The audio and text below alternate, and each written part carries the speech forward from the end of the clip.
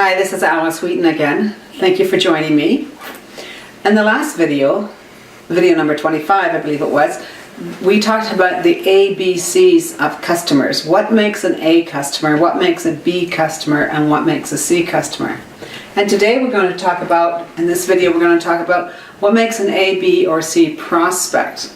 And that's going to be video 25B, and then 25C is going to be what makes an A, B, and C salesperson. And you're going to want to stay around and watch that one.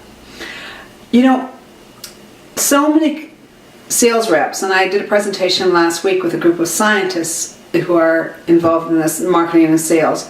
So many scientists believe that it's really important to build rapport. And it's not just scientists really, it's the population in general. But the truth is that rapport is not what the clients are looking for.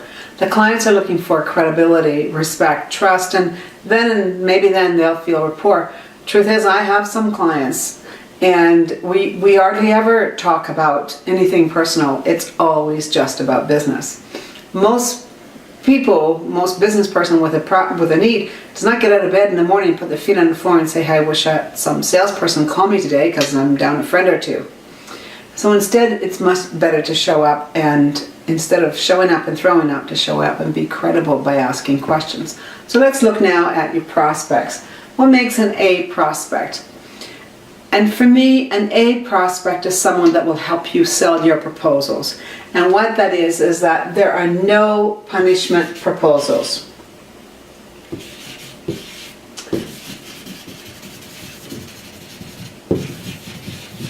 So what happens is that when someone who is not interested in your product, that are just doing a price check, they will ask you for a proposal and then they'll never phone you back. So you can say that the C sales rep, C client, prospect rather, will give you punishment proposals.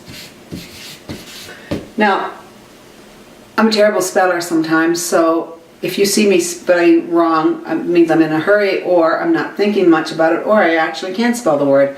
So this is, you know, C's will ask you for a punishment proposal. They'll want to do that to compare it to their current vendor, who is an A with them, an A supplier with them. And what will happen is that you may or may not hear from them, but for sure what will happen is that when you call back, if they had no interest, they were just price checking, they won't return your calls. But a prospect A is going to have no punishment proposals, and they're going to see your proposal as a first draft. What that means is that, of course, you can send them your proposal, they can email back to you. I mean, once you discuss it, and then when you email back and forth, you'll be able to change it from time to time. And then when that's perfect and your contact says, yep, I can sell this internally, then you can turn it into a PDF. Now that's an A prospect, wouldn't you agree?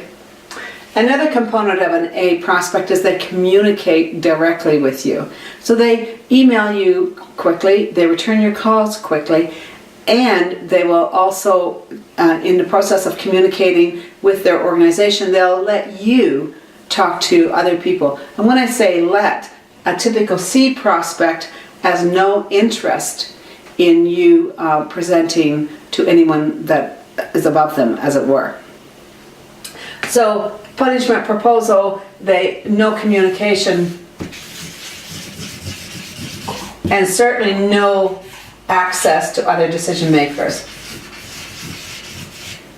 And so what happens is that a lot of times salespeople will spend a lot of time with the C prospect, and they'll build rapport, they'll go to dinner, they'll go to lunch, they'll take them to the hockey game, they'll take them golfing, and the client has no interest, and of course they'll say yes to all of that.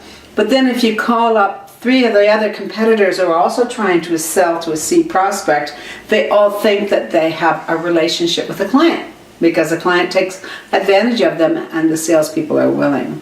These are the people who say, we didn't buy from you because of the price. The price was too high.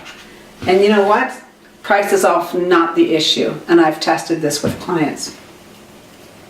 So let's look, and so these people, an A person, they will introduce you.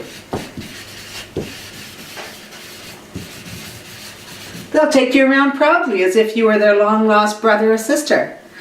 They'll be so happy to take you to other people and introduce you. They want to make your life easier. They want you to sell more in that organization. Then the B prospects. The B prospects are somewhat price considerate, so price.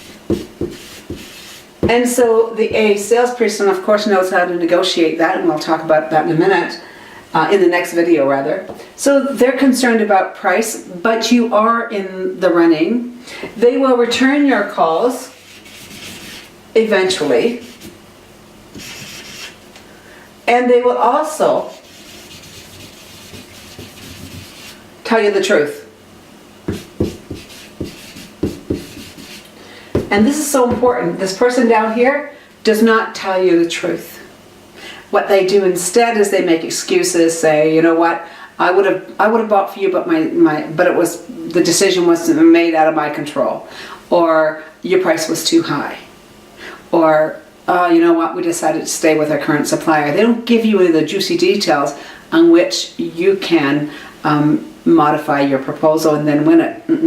So the decision was made long before. And so any proposal you do for a C is usually a punishment proposal. So 80% of those you win. So you lose 80 and you win 20%. And up here it's the other way around. You win 80, but you lose 20.